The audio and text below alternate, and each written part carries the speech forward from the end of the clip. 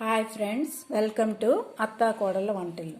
ఈరోజు మనం మినపగుళ్ళతోటి 2 టిప్తో సున్నుండలు ఎలా చేయాలని చెప్తాను. చూసారా ఎంత బాగా వచ్చాయి, మెత్తగా స్మూత్గా ఉంటాయి. మన స్వీట్ స్టాల్లో తీసుకొని వస్తాం కదా, అవి తింటే మనము పొలబారకుండా మెత్తగా కోవా టైప్గా ఉంటాయి. అలాగే సేమ్ మనం కూడా ఇంట్లో చేసుకోవచ్చు. ఆ టిప్తో సహా మీకు ఈ సున్నుండలు ఎలా చేయాలని చూపిస్తాను.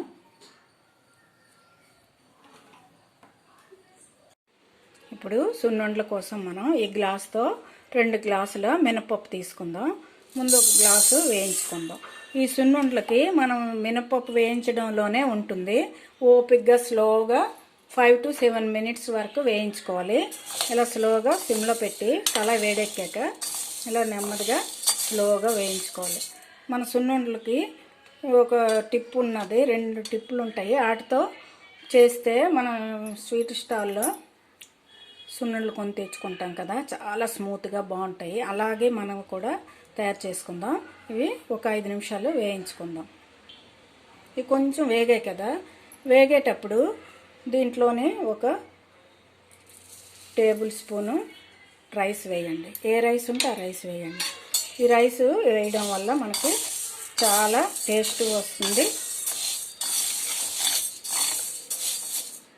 ఇవి కూడా ఎర్రగా బ్రౌన్గా వేగాలి. కొంచెం మినపప్పు వేగాకే వేసుకోవాలి, ఎందుకంటే రైస్ వేగం వేగిపోతుంది కదా, దానివల్ల మాడిపోతాయి.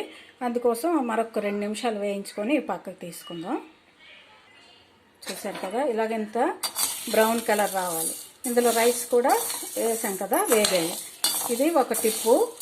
రైస్ వేయడం వల్ల మనకి సున్నుండ తినేటప్పుడు నోటికి అంగుటికి అంటుకోకుండా ఉంటుంది, స్మూత్గా ఉంటుంది, కానీ బంకలాగా ఎక్కువగా అంటుకోదు. అది ఒక టిప్పు. ఇంకో టిప్పు ఇంకా మనం చేసేటప్పుడు చూద్దాం.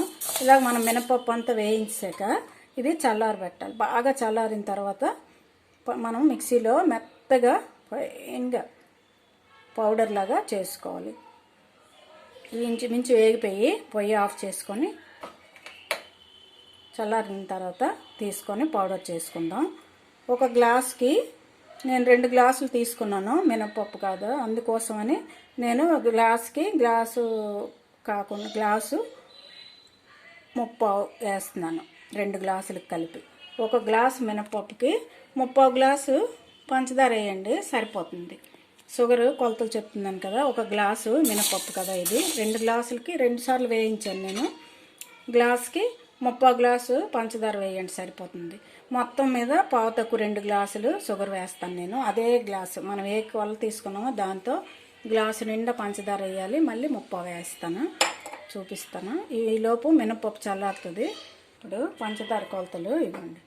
ఇది గ్లాస్ కదా, గ్లాస్కి 3/4 వేస్తే సరిపోతుంది. నేను 2 గ్లాసులు తీసుకున్నాను కాబట్టి గ్లాసున్నర మీద కొంచెం పావు ఎక్కువ వేస్తున్నాను.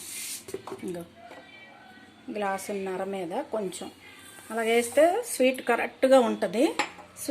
స్వీట్గా తింటేనే బాగుంటుంది కదా. ఇంకా ఎక్కువ తీపి మాకు అవసరం లేదన్న వాళ్ళు గ్లాసుకి 3/4 గ్లాసు కొంచెం తక్కువ వేసుకున్నా కూడా పంచదార పర్వాలేదు. ఇది కూడా వేరేగా మెత్తగా పౌడర్ చేసుకోవాలి మిక్సీలోనే. ఇప్పుడు చేసుకుందాం.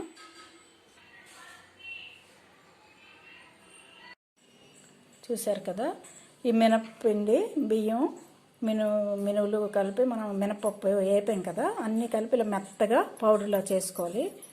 అలాగే షుగర్ కూడా మనం తీసుకున్న పావు తక్కువ 2 గ్లాసులు ఇది కూడా మెత్తగా ఇంత పౌడర్లో చేసుకోవాలి. ఇది దీంట్లో వేసుకుందాం.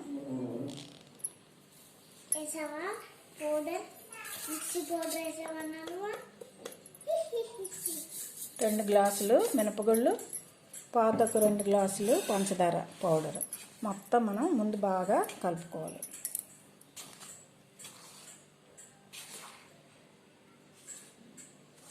నీట్గా అంతా కలిసిన తర్వాత ఒక 200 ml వరకు నెయ్యిని వేడి చేసుకోవాలి. చూసుకొని వేసుకోవాలి, మనకు అంతవరకు నెయ్యి వేసుకోవాలి. పంచదార కరుగుతూ ఉంటుంది కదా. ఇప్పుడు వేడి చేసిన నెయ్యి కొంచెం వేడి చేస్తే సరిపోతుంది. అలాగా వేసుకోవాలి.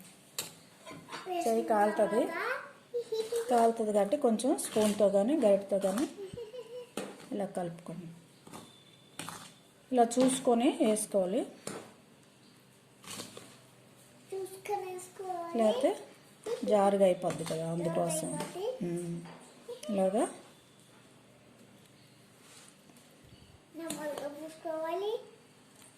ఇంకా చాలకపోతే కొంచెం నెయ్యిని మనం వేడి చేసి వేసుకోవచ్చు. కలుపుకొని చూద్దాం.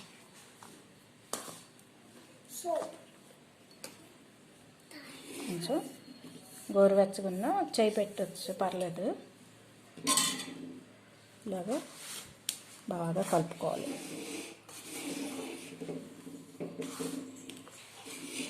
ఉండ అయ్యేటంత వరకు మనం నెయ్యి వేసుకొని కలుపుకోవాలి. ఈ 2 గ్లాసులకి దగ్గర పావు కేజీకి కొంచెం తక్కువ నెయ్యి పడుతుంది.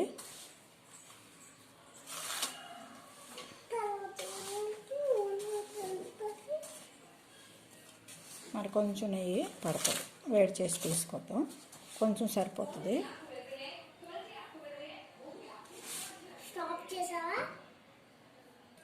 టిప్ అని చెప్పాను కదా, ఇప్పటికే మీరు ఒక టిప్ని అబ్జర్వ్ చేసి ఉంటారు.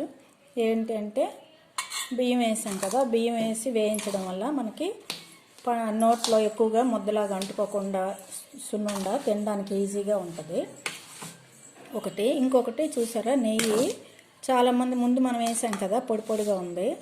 అలా పొడి పొడిగా చేసి ఇలాగా పొడి పొడిగా ఉండ అయితే చాలని ఇలా చుడతారు. ఇలా చుట్టడం వల్ల మనం తినేటప్పుడు పొలబారిపోయినట్టు పొడి పొడిగా అయిపోయి పొలబారిపోయినట్టు అయిపోతాం. అందుకోసం నేను నెయ్యిని కొంచెం ఎక్కువ వేస్తాను, ఇలా ముద్దలాగా వచ్చేటట్టు వేస్తాను. మళ్ళీ ఇప్పుడు మరిగించి కొంచెం వేసాం కదా, ఇప్పుడు చూసుకొని వేసుకోవాలి. ఇలాగా ముద్దలాగా ఇలాగ మనం ఉండ పెట్టేసరికి ఉండ కొంచెం జారినట్టుగా రావాలి. అలా వస్తే అప్పుడు ఇది మనకి చల్లారాక గట్టి పడుతుంది.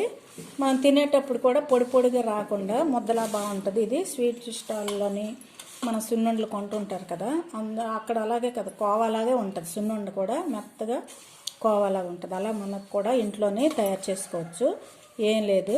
కొంచెం నెయ్యి కొంచెం ఎక్కువ వేసుకోండి, వేసేటప్పుడు కరెక్ట్గా వేసుకొని కొంచెం జారుగా వచ్చేటట్టు వేసుకోవాలి. అలాగే కొంచెం రైస్ని వేయించి అందులో మనం మినపగుళ్ళతో కలిపి తిప్పితే చాలా టేస్ట్గా చాలా బాగా వస్తుంది. ఇంకొంచెం నెయ్యి పడుతుంది. సరిపోయింది కదా అని ఉండ చుట్టేసామనుకోండి, పొడి పొడిగా అయిపోద్ది. కొంచెం ఎక్కువ అక్కర్లేదు, సరిపోతుంది. ఇలా బాగా కలుపుకుందాం, చూపిస్తానండ.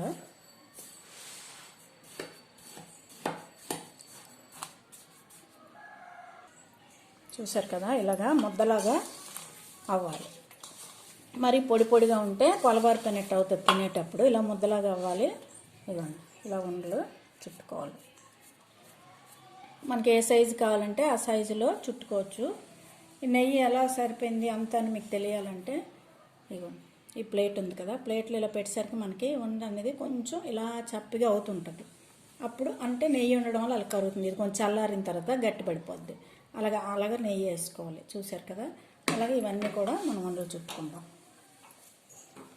ఈ మినప్పుళ్ళు వేపడంలోనే ఉంది, స్లోగా వేపాలి, అప్పుడే దీని టేస్ట్. ఈ ఉండలు చుట్టడం, నెయ్యి కలుపుకొని ఇవంతా ఈజీయే. కొంచెం ఇలా ముద్దలాగా అయ్యేటట్టు వరకు నెయ్యి వేసుకుంటే మీకు తినేటప్పుడు పొలబారకుండా ఉంటారు, చాలా టేస్ట్గా ఉంటుంది. స్వీట్ స్టాల్లో మనం సున్నుండలు కొని తీసుకొస్తుంటే ఎలా ఉంటుందో సేమ్ అలాగే ఉంటుంది మన ఇంట్లో తయారు చేసుకునేది కూడా. ఇలాంటి చిన్న చిన్న టిప్స్ పాటించడం వల్ల మనకి బయట నుండి తెచ్చుకుని బాగున్నాయి అనిపిస్తుంది. అలాగే మనం కూడా ఇంట్లో చేసుకోవచ్చు. అన్నీ కూడా అలాగ ఉండలు చుట్టుకుందాం. చూసారు కదా, ఇలాగ అన్ని ఉండలు కూడా చేసుకోండి. ఇలాగ ఇంట్లో చేసుకోవడం వల్ల హైజెనిక్గా ఉంటుంది, పిల్లలకి బాగుంటుంది. అవే బయట అయితే ఇంకెక్కువ రేటు ఉంటాయి. మినపగుళ్ళు మంచిదే కదా, పిల్లలకి మంచి పోషక పదార్థాలు ఉంటాయి కాబట్టి ఇలాగ అప్పుడప్పుడు చేసుకొని పెడితే బాగుంటుంది. ఇంట్లో ఉంచుకుంటే మనకి ఎన్ని రోజులైనా ఉంటాయి అవి ఎక్కువ చేసుకున్నామంటే. ఈ వీడియో మీకు నచ్చినట్లయితే షేర్ చేయండి, లైక్ చేయండి. కొత్తగా చూసే వాళ్ళైతే సబ్స్క్రైబ్ చేసుకోండి. Okay. Thank you for watching. బాగుందా? టేస్ట్ చూసింది మా మనవరాలు అప్పుడే. ఓకే.